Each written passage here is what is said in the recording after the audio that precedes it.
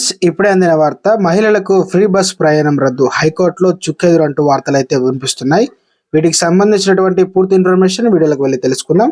వీడియోని తప్పకుండా లైక్ చేయండి. వివరాలు కనుక వెళ్ళినట్లయితే, ఇక ఆర్టీసీ బస్సుల్లో మహిళలకు ఉచిత ప్రయాణాన్ని అనుమతించే జీవో 47 రద్దు చేయాలని కోర్టు ఇక ఏం చెప్పిందంటే, ఆర్టీసీ బస్సులో మహిళలకు ఉచిత ప్రయాణంపై తెలంగాణ హైకోర్టులో విచారణ జరిగింది.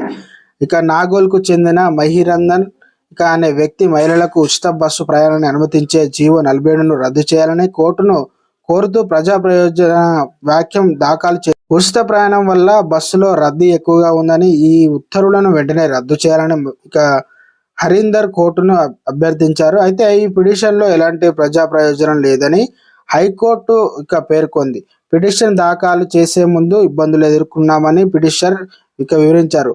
ప్రజా ప్రయోజన వ్యాజ్యాన్ని రీట్ పిటిషన్ మార్చాలని రిజిస్ట్రేషన్ని ఇక ఆదేశించినట్టు కోర్టు విచారణ వాయిదా వేసిందనమాట. కాంగ్రెస్ ప్రభుత్వం అధికారంలోకి వచ్చిన 2 రోజులకే మహిళల కోసం ఉచిత ఆర్టీసీ బస్సు పథకాన్ని ప్రవేశపెట్టింది. ఇక బస్సులన్నీ మహిళలతోనే నిండిపోతున్నాయని, టికెట్ తీసుకున్న సీటు ఉండటం లేదని పిటిషన్ దాఖలు చేసిన ప్రయోజనాలను వ్యాజ్యంలో పేర్కొన్నారు. ఉచిత ప్రయాణం వల్ల బస్సులో ఇక తీవ్ర రద్దీ పెరిగింది పిటిషన్లో పేర్కొన్నారు. కుటుంబంలో కలిసి వెళ్ళినప్పుడు బస్సులో నిలబడే పరిస్థితి లేదని హైకోర్టుకు తెలియజేయడం జరిగిందనమాట.